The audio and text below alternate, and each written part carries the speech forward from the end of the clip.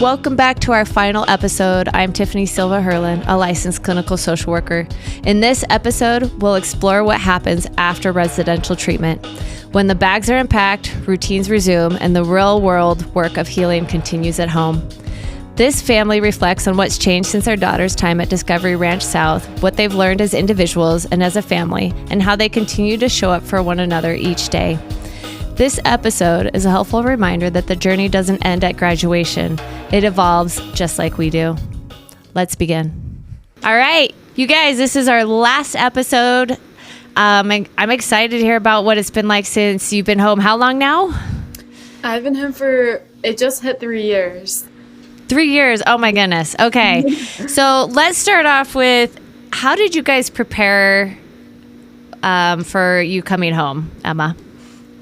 So before coming home, my therapist and my parents, we all came up with agreements, and there was actually a contract that I signed of what I needed to do while I'm home. And I'm going to let my mom get into that a little more because she can explain it better. As Emma was preparing to graduate from Discovery Ranch, one of the things that we, as her parents, were tasked with was to come up with a contract so that everything was spelled out, laid out, that we would go through with her in advance, that included expected behaviors, privileges, consequences, should those things not be met. And I don't think that there was anything, I can't remember all the specifics that were in the contract, but I don't think there were things that were big surprises to any of us that we had them in there. I think, there may have been a little pushback with certain things, but for the most part, we had already done so much work to prepare for her graduation that although she was of course still living there, so she was going to have a lot more flexibility when she came home in terms of phone usage and social media. But they had already been things that were addressed and worked on. And I will say, from a parent's perspective, that I think was one of the scariest parts of bringing her home, was that, and you may have felt similarly, because even though as a teenager, of course, you wanted all of these things and to have the freedom and the flexibility, not having them made it easier, right? Like it was an option. So for me, it was definitely something that I was concerned about, like, how is this going to work? And what if she sees something on social media that upsets her? Or what if someone reaches out from her past that we didn't think was someone that she maybe should be in contact with, that we hadn't thought of when we went through the friends list?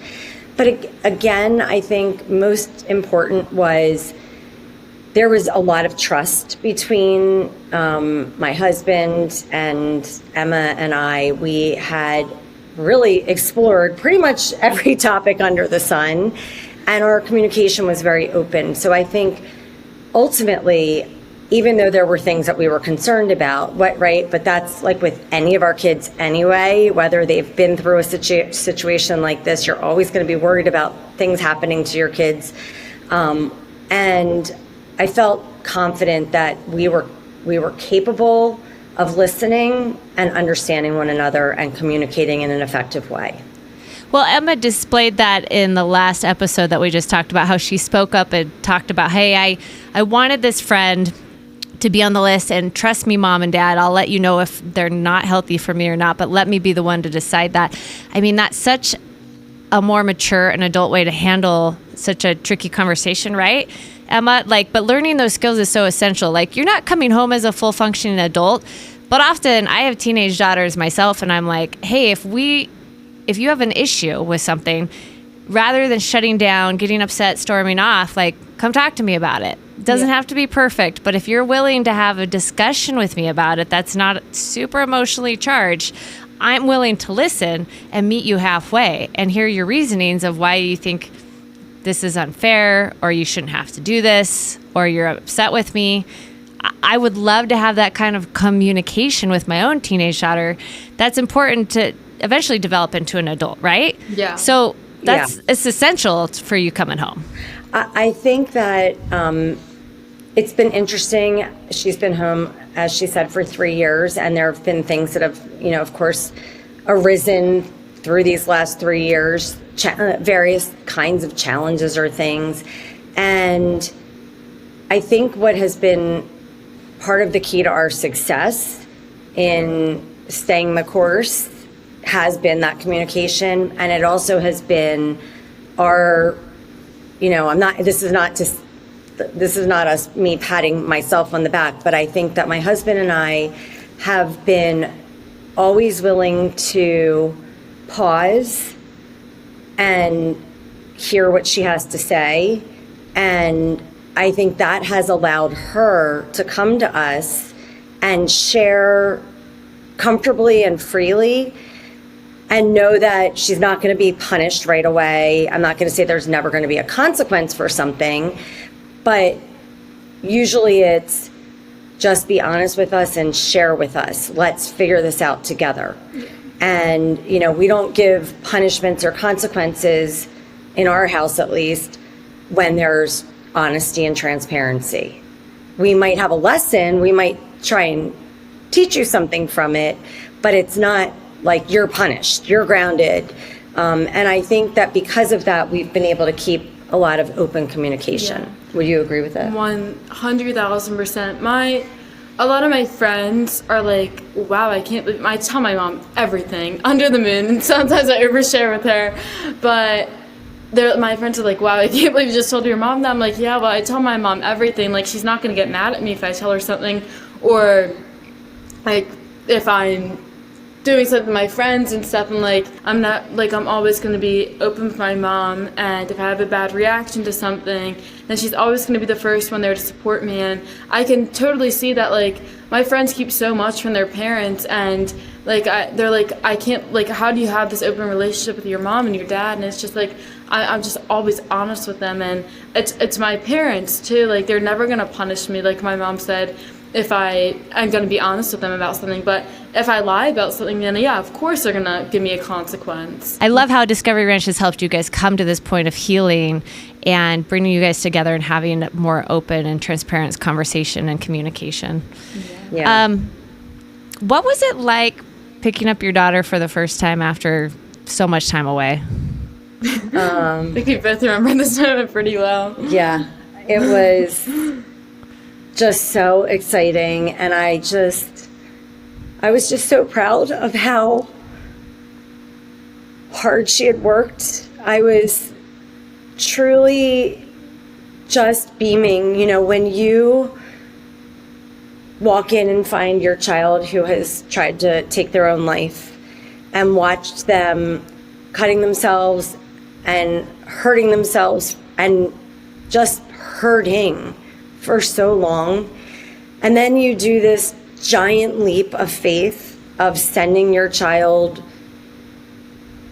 pretty much across the country to a state that I had never actually even been to.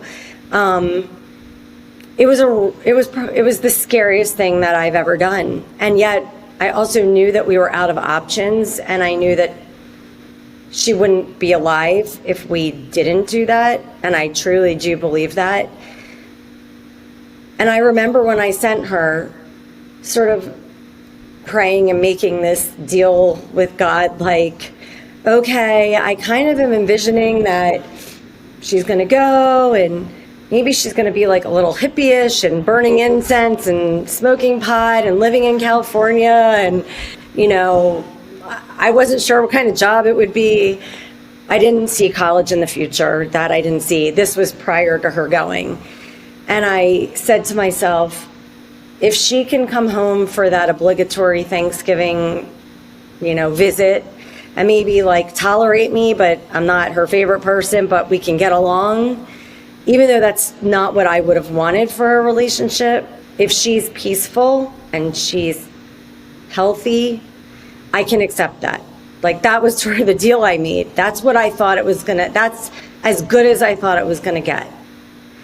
And so to have that not be the reality, but instead after her graduation to take her on this trip for a week where we drove down the California coast. Eventually getting matching tattoos. That's awesome. That was a year later. That was a promise I made to her, where she's thriving, and to continue to watch her continue to thrive and graduate and get into all of the schools that she applied to and be able to go to her dream college.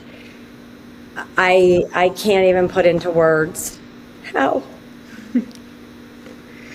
life-changing it is. And I never would have imagined that this is what it would have resulted in. But not just that, the relationship that we have, which, we've talked a little bit about too. I can tell. I mean, just from talking with you guys on this podcast, I've watched Emma, you speak up and hold boundaries and speak up and meet your needs. Yet at the same time, you guys have been so kind and thoughtful and supportive of one another, and just sharing your story. You can tell that you guys have worked really hard to be where you're at. And what an amazing thing to finally get there and realize, like, it's even better than what I was hoping for, right? It's not perfect, but it wasn't this low bar you were kind of setting, like, please just let her be peaceful. Yeah. Yeah. Yeah. It's pretty perfect. It's Emma, what was perfect? What you say? Is borderline. I say it's Emma, perfect. what was it like for you coming home? Honestly, I was really sad to leave the ranch. I had many nights where I cried because I had got my graduation date, and I loved the ranch. Like, it became my second family. And so I was very anxious because I was getting a lot of new freedoms, and, I was getting my phone and stuff, and I was going to be able to rekindle my friendship with some old friends and stuff. And it was very scary, but I always had my mom, and I always knew that, and which made it a lot easier. And it was challenging at times, but I feel like I came home from treatment many other times, 4 other times, and none of them were like how I came home from the ranch. I was prepared to come home. I was ready to come home. I was ready to face whatever this next chapter of my life was, and I had all the coping skills that I needed, and I was so regulated, and I had everything that I needed to the point where I was so ready. And despite me being sad and scared to leave the ranch, I knew that I was ready. And shockingly, because I find this astounding, when she had been in her last local program before we sent her to Utah, she was, as she mentioned before, on so much medication. She was weaned off of everything at the ranch so that they could see her at baseline. She was started on something, she was weaned off of everything during Wilderness, I think it was. She was started on one thing just to regulate her, so she could work through some stuff at the ranch. And she came home when she graduated not on any medication. And that's amazing. Not me suggesting that there's anything wrong with medication. It's just to show how drastically things changed from when she left to when she came home. Oh yeah, absolutely. I feel like medication played a big part because I'm very sensitive to medications and stuff, and nothing. Like I have ADHD, so like in school when I was taking it to try and focus a little more, and like nothing really helped for me, which I think a lot of the time when I was taking medication just made it worse. But I'm so thankful that like medication can help certain people, and And oftentimes medication can, like you said, help you as you're working through hard things and learning new skills. And ultimately, I mean, if you can wean off of them, that's great once you've replaced those skills and also created those new neural pathways in your brain, right, that you've needed. Yeah. So that you don't have to depend on them. Yeah. Yeah, no, I love it. I love the drastic difference between where she started. Just hearing your story of where you were at versus where you're at now, you can tell you've just done so much work, not only yourself, but as a family, which is so important. Speaking of which, how has life at home changed for better? What have been some challenges? There's been a lot of changes. I won't say anything's been worse. I'd say I started a new school after I got home from the ranch, and it's a specialized school. It's a very small school. There were 52 kids in my graduating class, and it specialized in learning disabilities, which is exactly what I needed. And it definitely had its ups and downs, more ups and downs. I struggled. I'm a very social and outgoing person, and socially it was very hard for me because I never really found my crew and like my group of friends because it was so small. But academically, it helped me thrive, and the teachers there are just so amazing and care so much about helping us and making sure that we're able to get the help that we need academically. And it's just like they truly care about our success. I don't think I would have gotten into my dream school or any of the colleges that I applied to. I don't think I would have been this successful as I am right now. Was it hard to adjust to being back home in school life?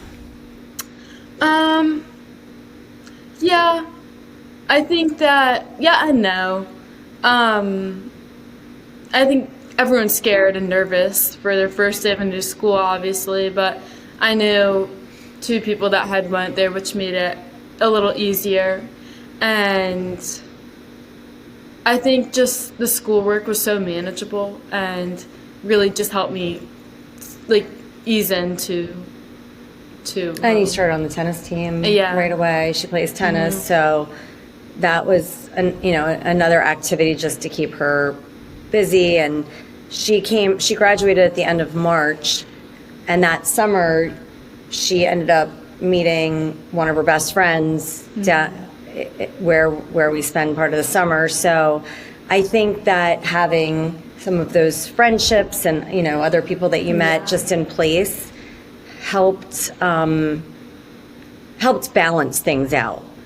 I think there were definitely some, I wouldn't say there was a very big adjustment for our family as a whole when she came home, because I think that she had been home several times already, and we as a family had been out there a few times, out to Utah. So it wasn't like she had been gone for a year and then all of a sudden she popped back into our lives. She had definitely been very present at home, and some of her visits at home, especially towards the end before she graduated from the ranch, were for like 10 days at a time. Well, that's the beauty of some of the visits, right? They're like a test to see how you do when you come home. It's not to come home and do all these fun things. It's like, what would life look like if I were home? How am I going to do? How do I do with boundaries? How do we work through challenges? And it's a little hard because they have to do it they don't have to. I'm sure many other programs don't. It's wonderful that they do. I think those things were difficult sometimes also because she wasn't in school. She didn't have her crew of people to be with. And so you couldn't necessarily really see how things were going to go. It gave us a taste of things, but it wasn't exactly how real life was going to be yet. Yeah, absolutely. That makes a lot of sense. What has been the most surprising thing about the transition home? The most surprising thing to me is that when I look back at everything that we went through and how much she was hurting, like how bad it was, because it was really bad. And so painful for so many different reasons. To see her thriving and continue to thrive. As they say, time heals wounds. And it does. There's a part of me that I forget. I do forget. I don't ever forget, but it's easy to look at her now and not remember. And that's not a bad thing. I don't forget in that I acknowledge and give gratitude to how much she's gone through and survived, and how much we've gone through and survived, and how it's brought us together, our whole family together. She knows that, you know, when we were leaving her at the ranch, I said, this looks like a place where you can heal. And when we went back for her last home visit, I was flying back with her because I was going to parent seminar for my last one. And we were looking at pictures on my phone. It just so happened we were waiting for the flight to take off, and we were scrolling through pictures, and she said, oh, let me look at the pictures. And she went back to the beginning, some of those original photos. And we started scrolling through the photos, and actually that was sort of the theme of my grad speech for her was, you know, we looked at this, and then we looked at this, and now we're looking at, look how far you've come.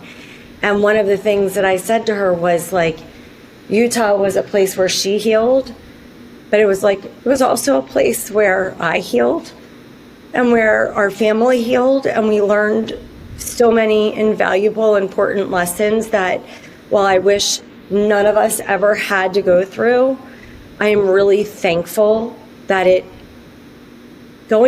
sending her to Wilderness and sending her to the ranch created a very healthy family environment for all of us, and certainly a bond that I don't think we ever would have had.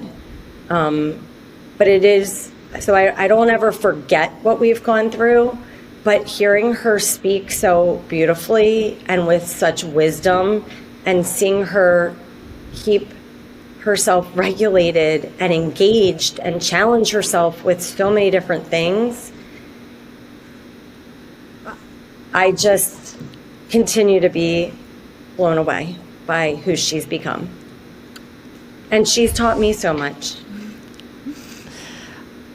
I love that you're sharing this with us, and just how much she has grown. I wasn't even through the process with you, and just hearing your story, seeing you two interact, I can tell there has been so much progress made and so much healing.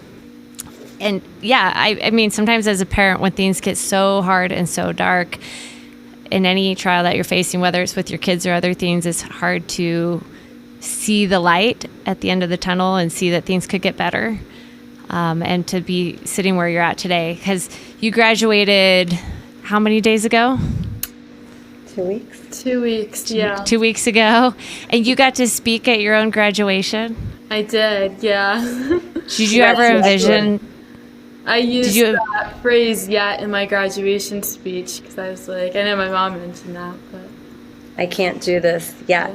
So she submitted a speech, and they selected her to speak at graduation. That's incredible. Did you envision yourself speaking at your own graduation? No, never. No. I mean, how amazing is that, how far you've come? It's just, I'm really loving hearing your story. Did anything feel like change with your family dynamics? Not only, you've talked about what between you two, but what about like with your siblings and your dad? Yeah.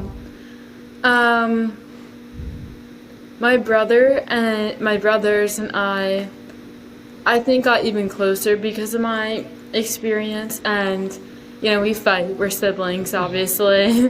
But at the end of every day, like we're siblings and we love each other so much. I know no matter what, we always have each other's back, and I think just because of like what I went through, it really just proves that.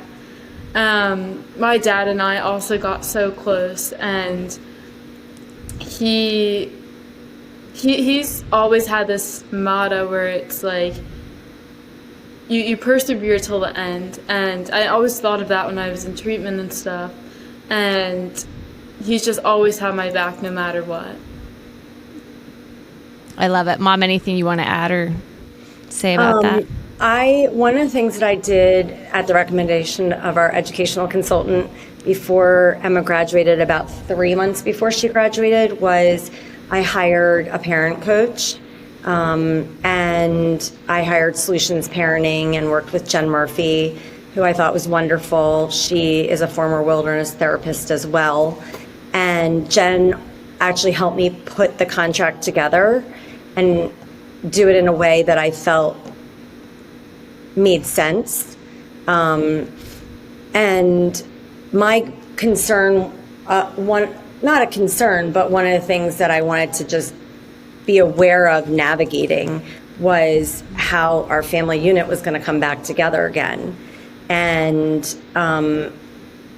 because I think there, at times were some disconnects between the boys and Emma, or some mistrust, early on, especially not early on of her coming home, but early on when she was away or before she went away. And I think that I ironically ended up using Jen not for the challenges that we had with Emma coming home, but more over like other things that my boys weren't doing that I needed help navigating, because we had sort of already figured out this like way of communicating, and I hadn't done that deep work with the boys, of course.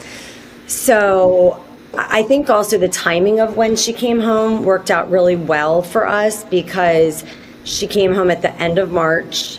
By the time we got home from our trip, it was like the very beginning of April. We ended up going on a spring break trip to see my mom in Florida, but like our family of 5 went down, so we were all together pretty much like right away. Mm-hmm. And then it was summer shortly thereafter, which also gave all of us some just natural downtime to be together that wasn't full of stress or navigating, like starting a new school right then. And I think I think the timing actually helped us too. Yeah. How did you set up like a therapist and get support systems at home? Because they're so cocooned at a residential treatment program, and the handoff can be tricky, that transition back. Yeah, so I was actually very lucky. My therapist from Wilderness, that was my group was her last group, and she wanted to go just private to do her private practice, and she loves traveling and stuff. So she actually became my therapist. So she's been my therapist now for the past 3 years that I've been out of treatment. Her name's Grace. I don't know if I mentioned that, but she's so amazing. We actually got the chance to go do Zion National Park with her, some of it. We did a little of Angel's Landing. We tried to do the Niles. Oh, awesome. But it was so amazing, and I still work with her today. That's incredible. Mm-hmm. What do you wish you had known before starting this journey? I wish that I would have had a better understanding of what Wilderness, the purpose of Wilderness, the benefits of Wilderness, and therapeutic boarding schools, and not have had the stigma that is out there in my own head and been so scared of it. Because I think had I understood it better, I probably would have sent her to a program a lot sooner. I wish that I had understood also that I wasn't a failure for not being able to help her the way that I wanted to, and that in fact the deep work that she needed to do could not in fact be done at home. I didn't understand that at all. And I wish that I had understood that not only could she learn so many wonderful skills, but that this experience could not just save her life, but really create a new life for our entire family and be even better, make things even better. I'm not going to say it wasn't hell. I'm not going to say it wasn't scary. But I will also say it was hell having her at home and walking on eggshells every day and not being able to hold boundaries and not knowing what I was going to find when I opened the door to her bedroom. That was hell too. And I would just encourage any parent to trust the process and trust their gut and do the research. And there's a lot of, groups out there, several of which I'm on, with parents who are willing to share their experiences and talk things through that hopefully will make it not as overwhelming if they're making a decision. And hopefully podcasts like this Yeah, that's why we're doing this, is to get your story out there and this message out there for parents who are going through what you've been through. Yeah. I think it's so important for parents to hear the message that they're not a failure. There's just times where you are doing the best you can with the skills you have, and it's not enough, because the struggles your teens are facing and the mental health and whatever challenges is bigger than they can handle and bigger than you can handle. It has nothing to do with your ability to be a good parent and to show up and to love them. It has everything to do that we don't always have the right tools and the support that we need.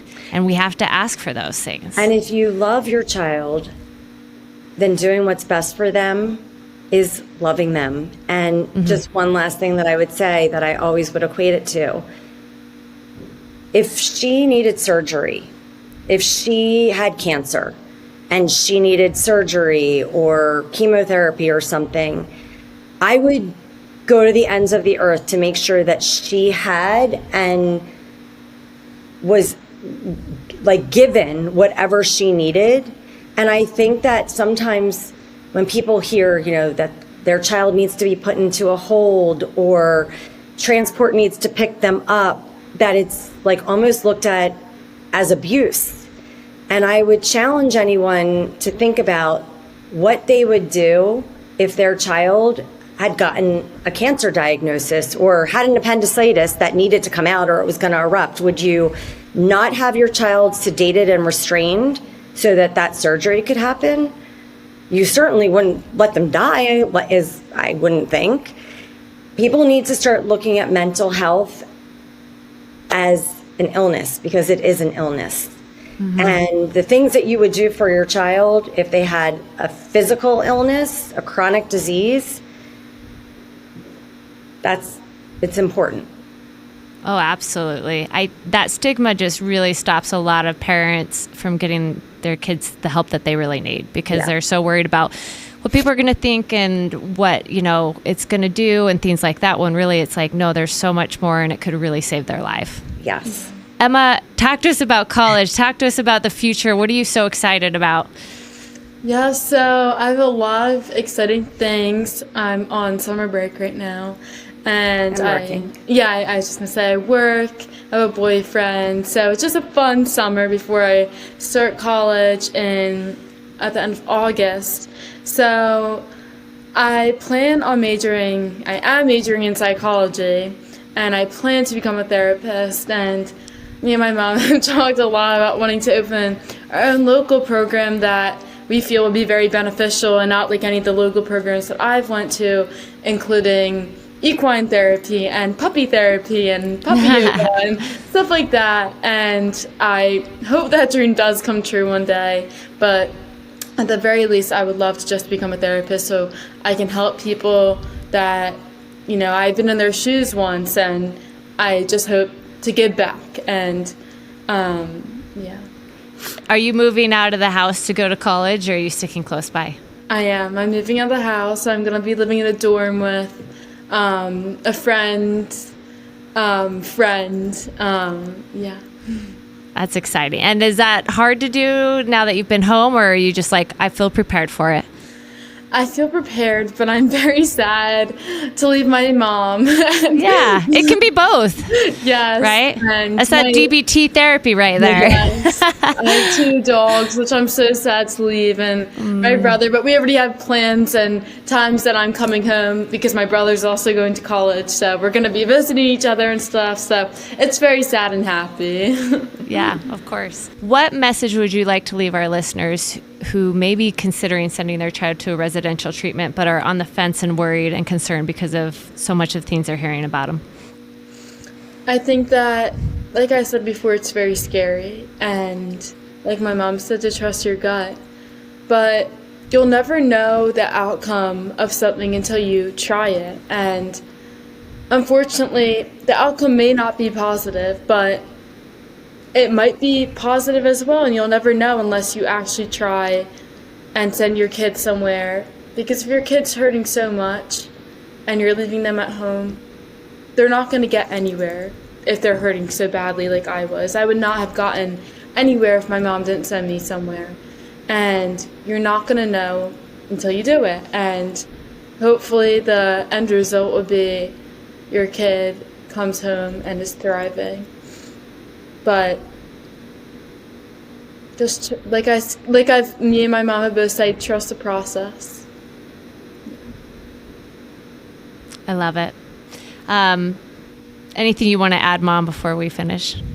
When we're talking about like trust your gut and trust the process, one of the things, and I know this like especially upset her, was that she would, and this is where it gets like very difficult from a parent's perspective to figure things out.